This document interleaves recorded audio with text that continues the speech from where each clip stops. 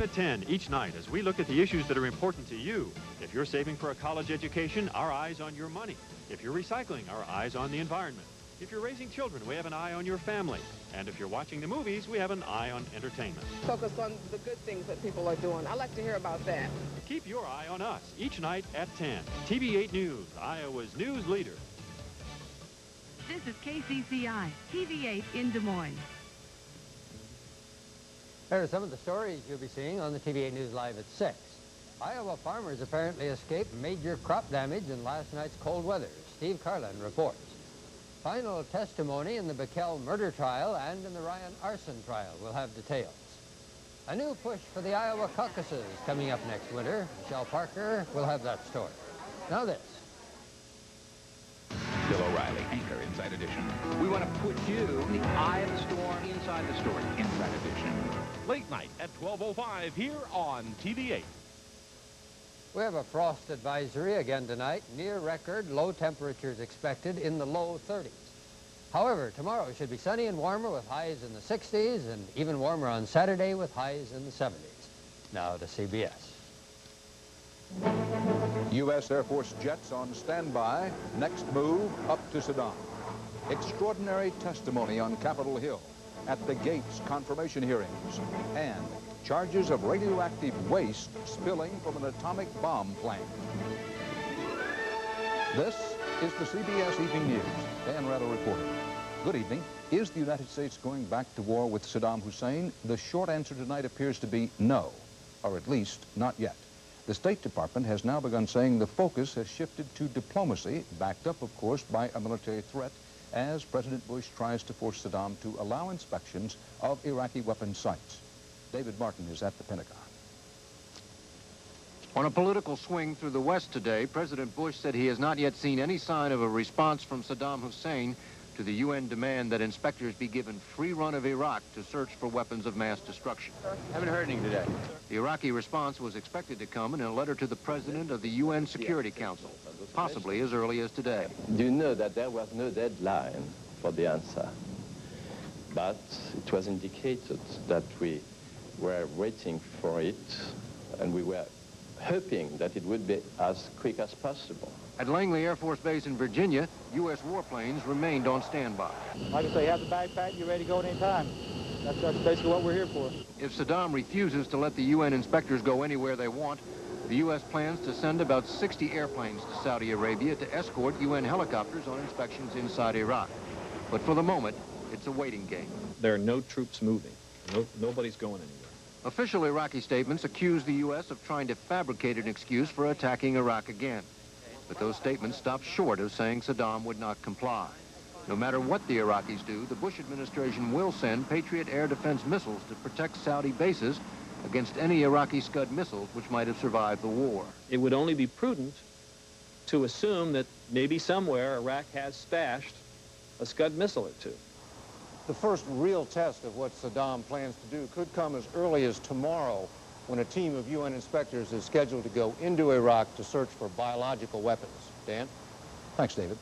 Now, in an effort to put events in context and perspective, back with us tonight, and we're glad to have him. At our Middle East map is the one-time commander of U.S. forces in the Gulf region, retired U.S. Marine General George Crist.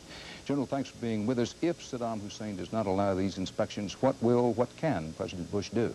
At that point, Dan, I think that the president will deploy a carefully tailored package into Saudi Arabia.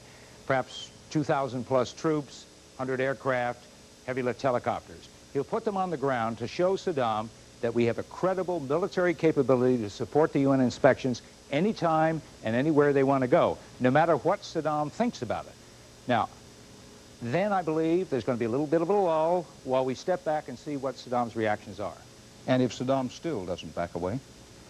Well, at that point, I believe they'll pick one or two of the 45 identified sites and make a no-notice inspection.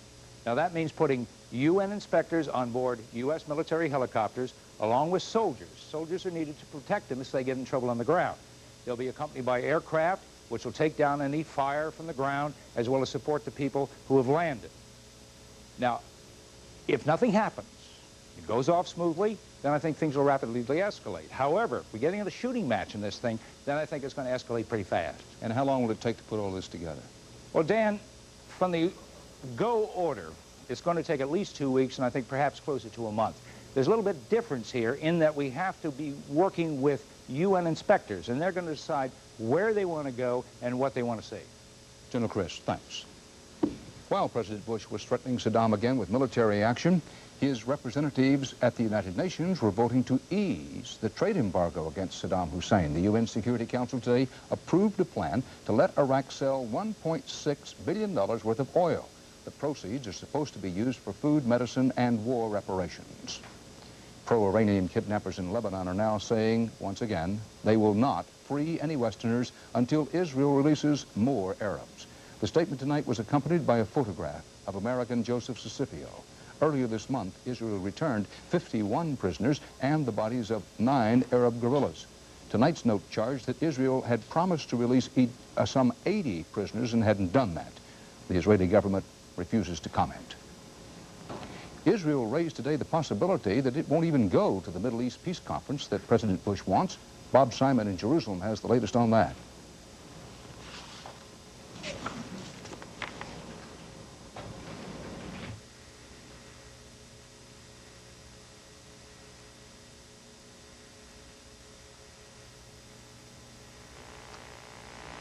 While the Israelis were talking tough on the peace conference, so are the Palestinians.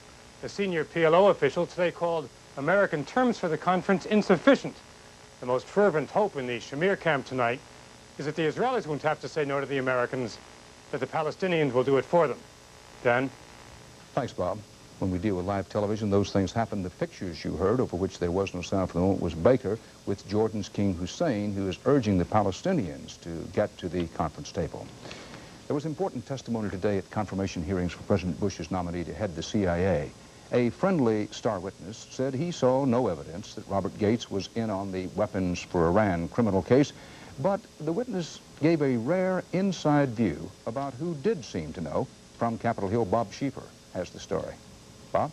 Dan, Alan Fires, a one-time CIA agent who now admits that he once misled Congress about the agency's involvement in Iran-Contra, painted a devastating portrait of how the late William Casey ran the agency in those days. He told how he raised suspicions about Oliver North and was called to Casey's office with North. Then the director looked and said, "Ollie, are you operating?" And Ollie looked at the director and said, "No, sir, I'm not operating." You're talking about Contra? Contra, operating in Central America. Ollie looked at the director and said, "No." Director said, "Good. I want you to understand you're not to operate in Central America." Fires said Casey's comments stunned him, but he said Claire George, his boss at the time, told him. And what you saw go in there was a charade. And I looked at Claire, and these were my words, and please excuse me for profanity. I said, "Jesus Christ, Claire, if that's true, this will be worse than Watergate if it ever comes out in the open." And Claire just said, shook his head, and he said, "Essentially, that's not a problem." Only much later, he said, did Casey drop hints that something was going on. He said to me one time, late in the game, "Alan, how much you know about Ollie's operations?" And I said, "Well, I know some." He said, and I said, "But not much." And he said, "Good." By Fires' account, you never knew when to believe Casey. When rumors surfaced Casey had cancer, he said the director told him. "Damn right I don't have cancer. You know, make sure people understand that. I'm tired of these rumors." The man had cancer, and the man didn't know he was dying at the point in time, but certainly was fighting cancer. And he looked at me with an absolute straight face and convinced me that that was balderdash. Not until he was dying, said Fires, did Casey own up to what he knew. He said to me almost wistfully, "Alan, Ollie ran one hell of an operation, didn't he?" Importantly, witness Fires said that Robert Gates didn't know any of this. But just now, another retired agency official, Tom Polgar, says that Gates did know. So the committee must decide who's right. Dan. Thanks, Bob. And Bob will be staying on the story as the evening goes along. Still ahead on tonight's CBS Evening News, unreported danger from America's nuclear weapons plants, and why many among this nation's fastest growing population cannot get health insurance.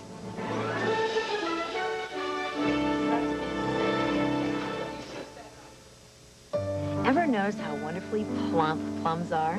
How luscious and sweet? Just like these Sunsweet pitted prunes. Now, maybe that's just a coincidence, but I don't think so. Only one prune tastes Sunsweet. Coming to you hot and fresh from Domino's Pizza, Domino's Pepperoni Pizza Feast with extra pepperoni and cheese. Now a medium's just $8.99 or 2 for $12.99. Nobody knows like Domino's how you like pizza at home. Once again, Buick is raising the banner for quality in America. Introducing the 1992 LeSabre with a higher level of power, safety, security, and convenience. This new LeSabre is going to be one tough act to follow. LeSabre for 1992 from Buick. There is no joy in reporting this, but there are charges tonight that the multi-billion-dollar cleanup of pollution from the U.S. nuclear weapons program is being bungled badly. As Scott Pelley reports, the cost to the environment and to you, the taxpayer, is growing. The Hanford nuclear weapons plant in Washington state has spilled more highly radioactive waste into the environment than previously thought, according to a General Accounting Office report released today. The report says the Department of Energy failed to notify state officials that almost 500,000 gallons of contaminated water leaked into the soil. What the Hanford situation has shown is that there's still a lot that we don't know that perhaps the contractors out there are still hiding. The Hanford revelation is the latest example of continuing trouble in the cleanup program nationwide. Even before the report, the cleanup program was in serious financial trouble. The DOE now says it is $12 billion short of the amount necessary to clean up thousands of waste sites all across the country. The cost is escalating in part because of multi-million-dollar mistakes, like the one made here at the Rocky Flats plant in Colorado. An attempt to dispose of liquid waste was so poorly managed that $6 million was spent to do the work over again. DOE is bound by a contract with the states to clean up the plants, but now state officials worry the department will not meet its commitments. Clearly, if the budget gets reduced, they will not have the money to meet their obligations. And so we'll be back at the negotiating table. The DOE's top environmental official, Leo Duffy, insists the agency has corrected its shortcomings. Duffy told CBS News, "Our goal is maximum efficiency to make the cleanup economical." Here we have all this radioactive material that may be getting in water supplies or migrating underground toward water supplies, and we better be doing something about it while we have the time to do it. And that's not something that's amenable to budget cuts every year. But there are likely to be more surprises. DOE says it will be at least 3 years before it can even measure the magnitude of the problem. Scott Pelley, CBS News, Golden, Colorado. Federal health officials today proposed that tests for AIDS be given to all hospital patients. They said the test should be voluntary, not mandatory. The government is reporting tonight that the infant death rate in this country has fallen to an all-time low. The report notes many other industrial countries have even lower rates. The infant death rate among Americans of African heritage is more than double the rate for whites. Still, another government report tonight highlights a serious health risk for America's fastest growing minority group. Correspondent David Dow has our story about that. Humberto Candido fled Salvadoran death squads for a better life in America.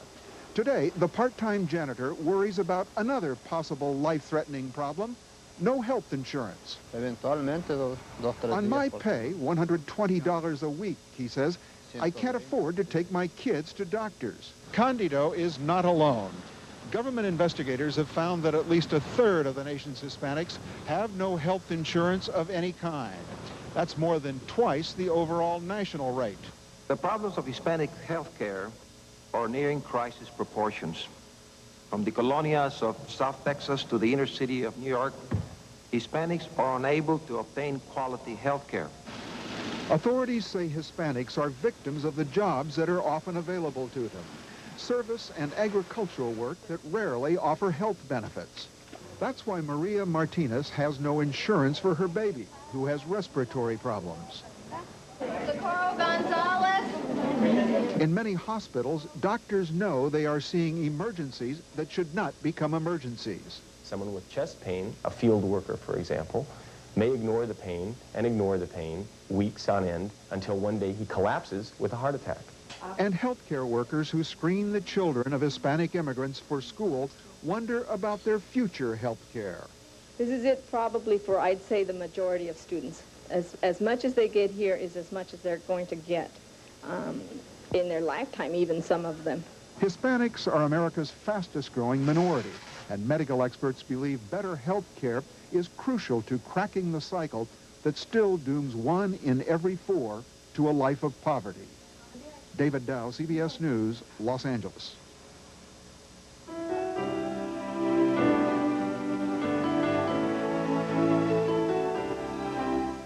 Everybody needs some money. $12 for every mile over the limit. Everybody needs some. That's $300. You can add fast, too. To send someone money fast. Hello, Joan. Call 1-800-CALL-CASH. Only Western Union can get it to 16,000 locations in minutes. Nobody else even comes close. French 101. Something in my heart just told me. Psych. My sometime. In biology, 903. Western Union, the fastest way to send money. I saw my doctor because the pain was so bad. I was afraid I needed surgery for my hemorrhoids. I was itching. The burning was awful. But my doctor said my hemorrhoids weren't serious. I didn't need surgery. He told me it was time I started using Preparation H. Preparation H helps shrink swelling of inflamed hemorrhoidal tissues and often brings relief from pain, itching, and burning for hours. What a difference Preparation H makes. Doctor recommended Preparation H. They ate the same lunch, got the same heartburn, but his antacid is very different. His Tums has calcium. Most antacids don't. Regular Rolaids uses an aluminum salt. This uses aluminum and magnesium. So does this. Of all these, only Tums helps wipe out heartburn and gives you calcium you need every day. Something my body needs anyway. I like that. Calcium-rich Tums. That's the one you want. He says 15 months in Lewisburg Penitentiary made him a changed man. It didn't. The Secret Life of Dennis Levine, Sunday on 60 Minutes. Russia's big man Boris Yeltsin called in sick for a second straight day, and aide said he was only, quote, slightly ill. Yeltsin has had back problems. He's rumored to have had some kind of heart difficulty. He was canceling today a scheduled speech to the Russian legislature. And politics being what it is, some members there charged that Yeltsin possibly was just trying to duck questions about the legality of some of the sweeping decrees he issued right after the Soviet coup.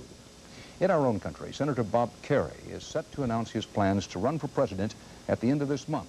He's already delivering his basic speech. Eric Ingberg gives us a listen in our special series, Listening to the Candidates. Senator Bob Kerrey of Nebraska, who won the nation's highest military award after losing part of a leg in Vietnam, brings a message tailored to the generation that was shaped by that war and retains a distrust for conventional politicians. My father gave to me when I graduated in 1961 an interstate highway system that was fully paid for. He gave me the possibility of raising my standard of living higher than his. He did not give me debt. He did not give me a world where I wondered whether or not I was going to survive. In his first term, Kerrey is still shaping his views, which tend toward the liberal. Health insurance is one issue he's sought to make his own, with a restructuring plan that would raise taxes but eliminate premiums and cut the overall cost of health care. I simply begin by saying all Americans have a right to health care. I don't want any American to go to a welfare office to get health care and have to fill out a form, prove that they're poor enough and their income's low enough, their assets are insufficient enough, that they're eligible for health care. I don't want anybody to do that. He practices the politics of biography to articulate his views, using events from his own life, like 9 months in the hospital and the Midwestern values handed down by his father. He gave me a world where I knew that if I worked hard, I could survive and prosper, could raise a family, could pay my health care bills, could pay my children's college tuition, could indeed have a life worth looking forward to. But I fear that I may not be able to stand as an old man and have my children say the same about me unless I change the way that we're doing things here in America. Eric Engberg, CBS News, Washington. Our series continues tomorrow with a presidential candidate you perhaps haven't heard from or even heard of, Larry Agron. Now, clarification, a correction, and an apology. In our report last night about the service breakdown at AT&T, we put on the television a portion of a commercial for another phone company, New York Telephone. The problem was at AT&T. We regret the error, and we apologize to our friends at New York Telephone. It's another reminder that in the practice of daily journalism, one is constantly humbled by how many mistakes one can make. Stay with us now for more CBS News, including Eye on America. Tonight, some union leaders who are supposed to protect farm workers may be protecting only themselves.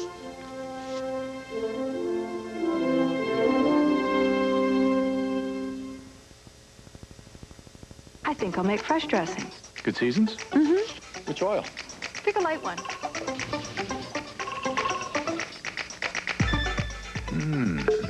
Dressing's great. Good seasons, you make it fresh, you make it best. What you eating, Dad? Kellogg's 19. A breakfast of 19 vitamins, minerals, and other essential nutrients. You want some? No. Some people go to great lengths to keep the great hearty taste of Kellogg's 19 all to themselves. So if you've never tried it... Kellogg's 19? Ew. That suits them fine. Kellogg's 19. Really great taste in disguise. How can we make this more severe? Buick's pursuit of quality never ends. I agree with that. We're going to make it even tougher. We need to go in with higher speeds, higher coring loads. Because it's not perfect till it's Buick perfect. But it's not good enough for what we want to do. So let's go with 23% hill, maximum Quality that lasts. The anti-lock brakes allow. Even after a year of use, no domestic car maker is more trouble-free than Buick. Great work. You sure you don't want us to run some more tests? With 99 models redesigned and engineered, GM is putting quality on the road. When you've got hemorrhoids, walking is hard. Sitting is worse. Anusol ointment has an anesthetic for the pain and itch. Does your brand? Anusol ointment has an anesthetic to take the hurt out of hemorrhoids. I'm Paula Zahn. And I'm Harry Smith. Athletes who are violent to women. Can they tell the arena from real life? Tomorrow on CBS This Morning.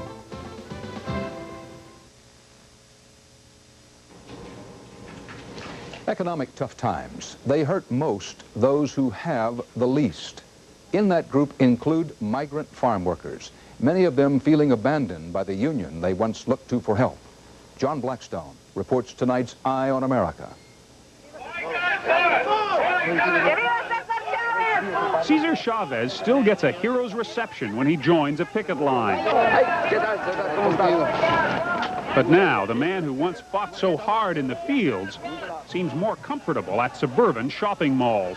Brothers and sisters, the President of the United Farm Workers, Brother Cesar Chavez. He's still remembered as a man who led one of the great movements of the 60s and 70s. Back then, he organized tens of thousands of America's most downtrodden workers into a union, the United Farm Workers.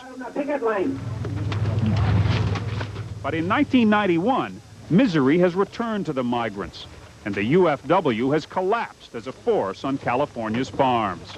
United Farm Workers, they just gave up. They're not organizing, they're not negotiating, and it makes it worse for everybody.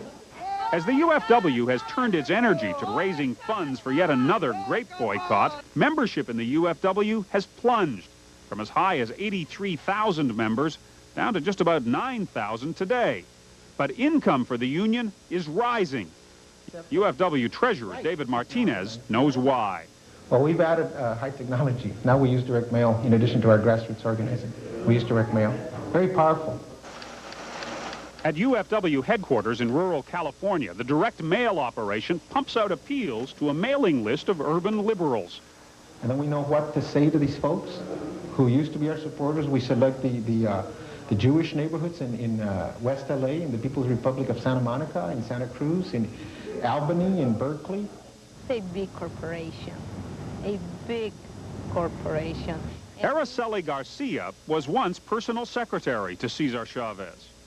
I think there'd be a lot of people who would shock to hear you call the UFW a big corporation. Well, that's the way they work. Like an industrial, money-making organization. Yeah, and I think it's very good profit. Welcome to Casablancas, one of the housing developments built by a separate, profit-making arm of the United Farm Workers called American Liberty Investments. American Liberty's board of directors Cesar Chavez, UFW President, Dolores Huerta, UFW Vice President, and David Martinez, UFW Treasurer. In documents filed with the government, Chavez's name appears again and again near the top of a web of organizations, both nonprofit and profit-making, all linked to the UFW. CBS News repeatedly requested an interview with Cesar Chavez about the workings of the UFW and all its affiliated organizations. Those requests were turned down. Bonds, supermarkets. When we tried to talk to Chavez informally at a recent rally, he refused to speak to us about anything but his great boycott at Vaughn's supermarkets. I don't want to answer that question. Ask me about bonds. No, there are many people who are disappointed. They wish I know. they That's your line because you're not a legitimate press person. You're brought here by the growers as a gimmick. Yes, of course you are. You're not. Chavez has purged most of those who built the union with him, often charging collusion with the growers. What it turned into was sort of an internal witch hunt. Marshall Gans was Chavez's main union organizer. Just as his personality was key to the building of the thing, it also ultimately wound up being key to its demise. For farm workers, the UFW demise is heartbreaking. The workers are desperate to have a union, and I can see that. I talk to them. I don't know why Cesar doesn't go to the field. In the fields, they're wondering if their hero will ever return. John Blackstone, CBS News, Salinas, California. We're going to quickly check back in with Bob Schieffer on Capitol Hill, who's covering the Gates CIA nomination hearings. Bob, after today, how do you rate Robert Gates' chances for confirmation? I think they're very, very good, Dan, and for this reason. This committee is never going to agree on what Gates knew or didn't know about Iran-Contra and a lot of other details, but I think there's a growing feeling up there on the Hill that the American public is simply tired of Iran-Contra. And when politicians get that kind of feeling about how the public feels, they have the habit of moving on to other things very quickly. So I think he's going to be confirmed, and I think by a fairly comfortable margin. Big fall for President Bush if he gets his Supreme Court nominee and his CIA choice both confirmed. Well, all part of our world tonight. Sorry, Bob, we're out of time, as it sometimes goes with live television. Dan Rather with Bob Schieffer for the CBS Evening News. I'll see you tomorrow. Good night. You're not going to believe what happened. You're right. I'm not. You don't believe your own brother? Come on. I'm really sorry I'm late. Late? We're having coffee. Taster's choice. Just in time. Well, no, I think you know everyone except... We've already met. We share the same taste in coffee. Savor the sophisticated taste of Taster's Choice. Are you always this late? I won't be tomorrow. What's happening tomorrow? I'm inviting you to dinner. What makes you think I'll accept? You can't resist my coffee.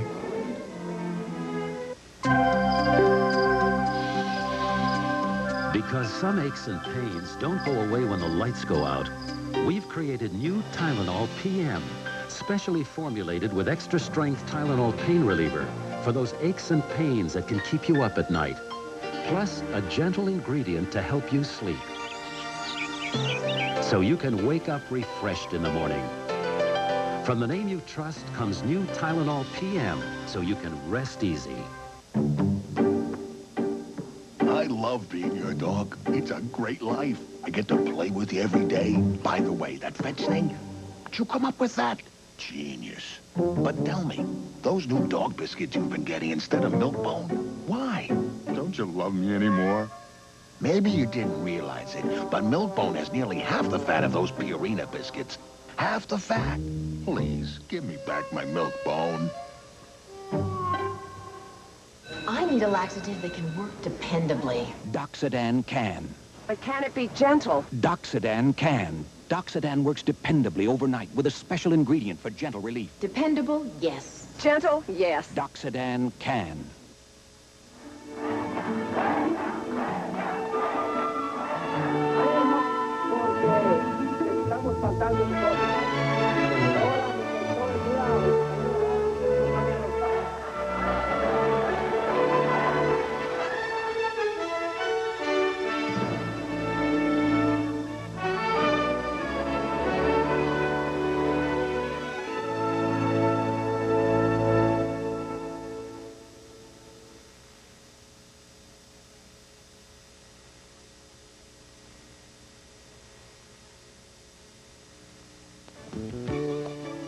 This is CBS.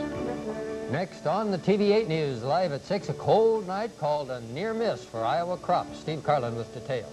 Also tonight, the date is finally set for the 1992 Iowa caucuses, but where are the campaigns? Michelle Parker will have the details. And Sue Mason with a live update on the simulcasting-only season that's underway now at Prairie Meadows. Connie with another frosty forecast, and Jeff with Best of the Preps. TV8 News is next. It ends September 25th. The biggest cash bonus offer in Ford truck history ends September 25th. Everybody gets $1,000 cash back on every pickup in stock. But if you're in business or work for a business, you may qualify for up to a $2,000 bonus on a full-size pickup. With a preferred equipment package discount, you could save over $4,000. And that's before you make your best deal. See your local Ford dealer now, right now, because his $2,000 truck clearance absolutely ends September 25th.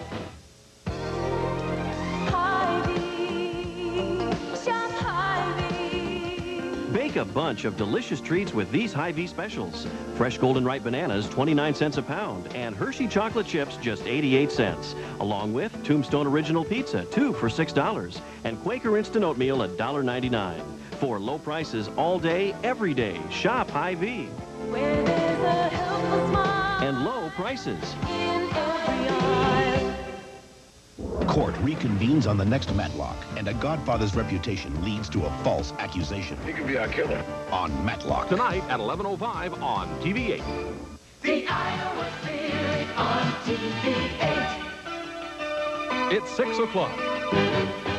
And now from TV8, where news is #1, Paul Rhodes, Kevin Cooney, Connie McBurney with weather, and Heidi Soliday sports. This is TV8 News, live at 6.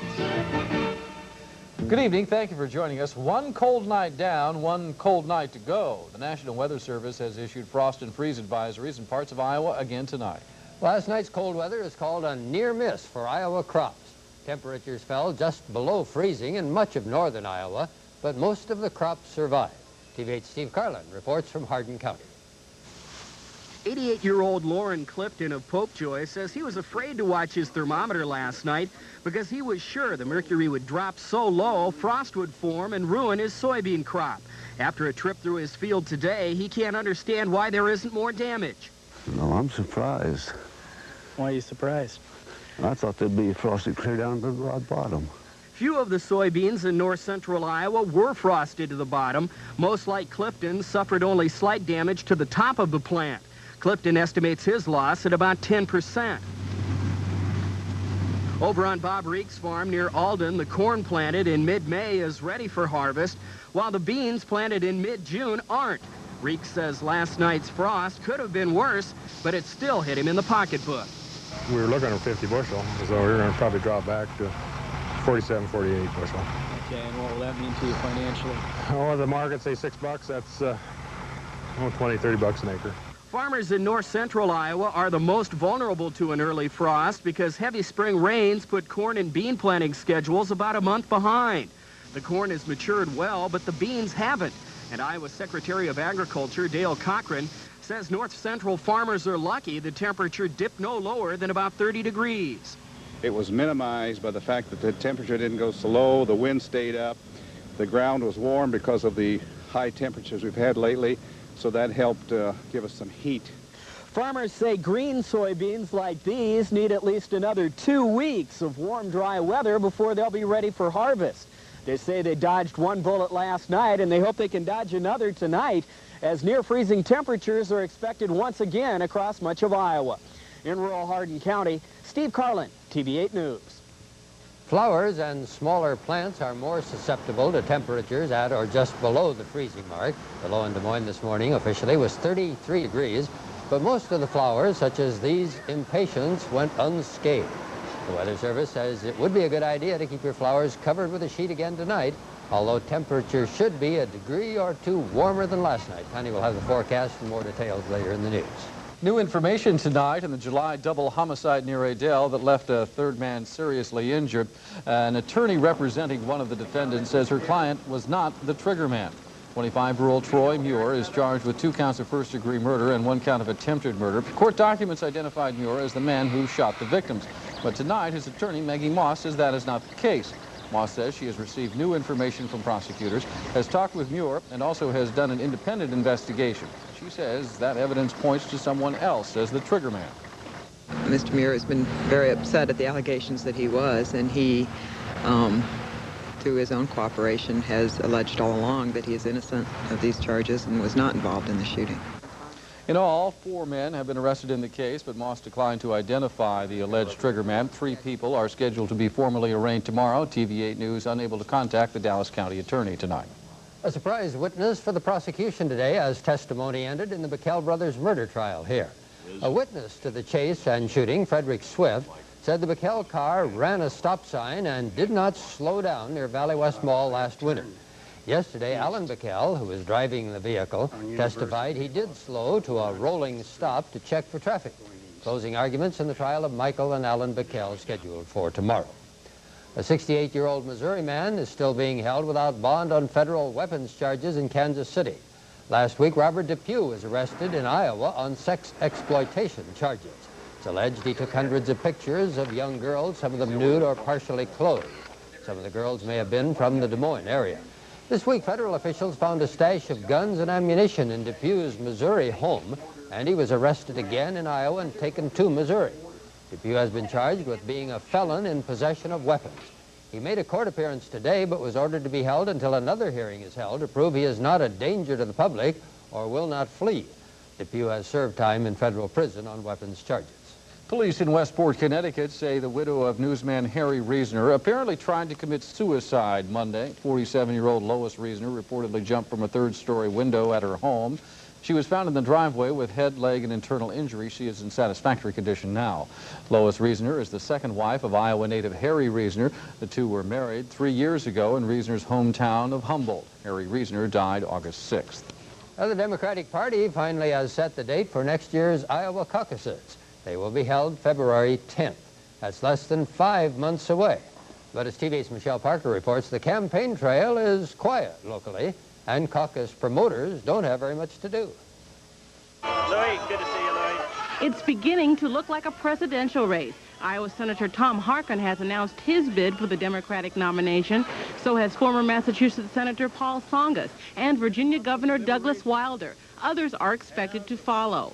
4 years ago, Des Moines restaurants like the Taste of Thailand were crowded with people connected to the caucuses. There have been no such crowds so far this year as Iowa gets closer to the 1992 caucuses. The manager here hopes that changes soon. I want to see people. I want to see some action. There's no doubt the caucuses are lucrative. The Iowa Department of Economic Development says the 1988 caucuses brought in $20 million to the state. What are the caucuses? Morris Knopf heads the Iowa Caucus Project. Knopf spoke about the work of the project to the Des Moines Chamber Alliance today. The Caucus Project is designed to provide information and help to candidates and media. Knopf says the group is ready whenever the candidates do come. We anticipated it would be different from 4 years ago. It's a one-party race this time rather than both parties looking for candidates. Drake professor Dennis Goldford believes the caucuses have less importance this time than in 1988. Goldford says one reason is the results of those caucuses. The winners on each side, Republican and Democrat, did not go on to win the nominations of their parties. That slightly reduces the importance of the caucuses. The second reason is that the entrance of Senator Harkin to the race makes other candidates consider the caucuses to be Senator Harkin's home ground. Iowa will hold its caucuses on February 10th. Michelle Parker, TV8 News. Des Moines City Councilwoman Connie Cook announced today that she will be running for re-election. Cook making the announcement this noon at Elsie Mason Manor in downtown Des Moines. Cook has served on the council since 1985, filling an at-large seat. In her speech today, Cook focused on her work in support of neighborhood development, and she stressed that more can be done to create more affordable housing and more can be done to make the city's streets safer.